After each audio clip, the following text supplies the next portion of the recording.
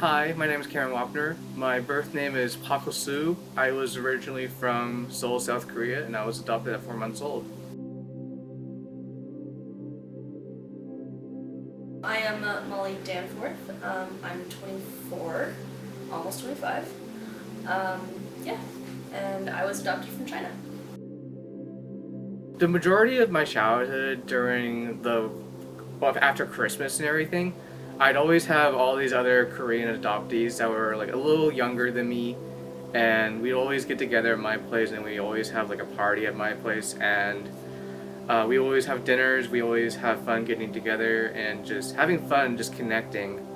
But then once I moved up here to Portland, Oregon, I kind of lost contact with most of them, but I know some of them at least, which is good. So once on Facebook, I was searching around just for the heck of it, and one of my friends recommended one of the groups since we have another Facebook group, I randomly found Stubble Asian Adoptee Traits, and I got in, and oh my gosh, there were a lot more adoptees than I thought there was.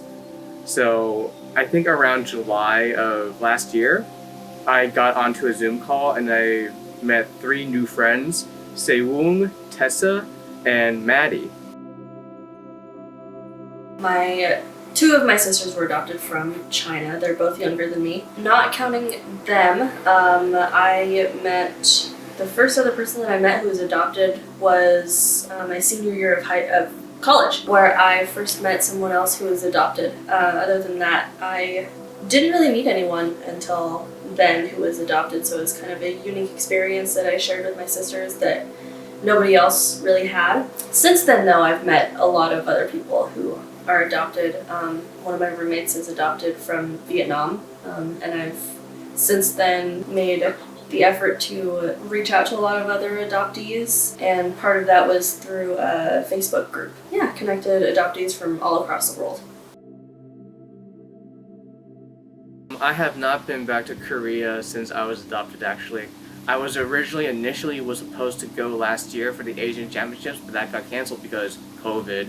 From what I've heard, I talk with the people from the WSSA South Korea a lot, and I talked with them left and right, and they said that they're hoping to have the Asian Championships next year because it'd be a little easier and less complicated for everyone, and I would love to head back to Korea just to compete there and be like, hey, I'm doing fine, I'm here and competing, and just saying hey to everyone, and hopefully my biological parents. I've only gone back to China, so I was adopted from Shanghai. My sisters were adopted from Huzhou and Urumqi. I only went back to adopt them with my mom. I haven't been back since. I would like to. But yeah, currently it's a little bit hard given the state of the world right now. But yeah, eventually I would really like to make it back and visit and yeah, just see what Shanghai is like. I'd really like to go back and visit my orphanage if it's still there. I'm actually not really sure if it's still there. So yeah, I'd like to go visit and see. But as of, yeah, I just haven't had the chance to visit it yet. I've been watching a lot of Korean variety shows recently. One of my favorites I've been watching a lot on Netflix after I eat dinner is Men on a Mission, actually.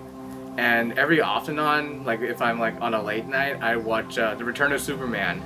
I grew up, especially being a transracial adoptee to a single parent. My mom is white. I wasn't really raised with any sort of knowledge of Chinese culture, which can be a little bit alienating because you kind of are expected to know about the Chinese culture because you look like you should know it. But growing up, I just wasn't really submerged in that. I grew up also in a predominantly white town, in a small town. It was hard to learn about it growing up, especially because I didn't have that many other also Asian people to learn from, because I think me and my sisters were like 6. There were 6 Asians in the school, including myself, I think, something like that. It was a little tough to learn about it, especially being from the small town that I was from. But I think along with going back to visit China. I think I would like to learn a little bit more about the culture, but it's hard when you grow up kind of detached from it to feel like it's something that you can learn about. It feels like an outsider learning, even though you look like you should be kind of an insider.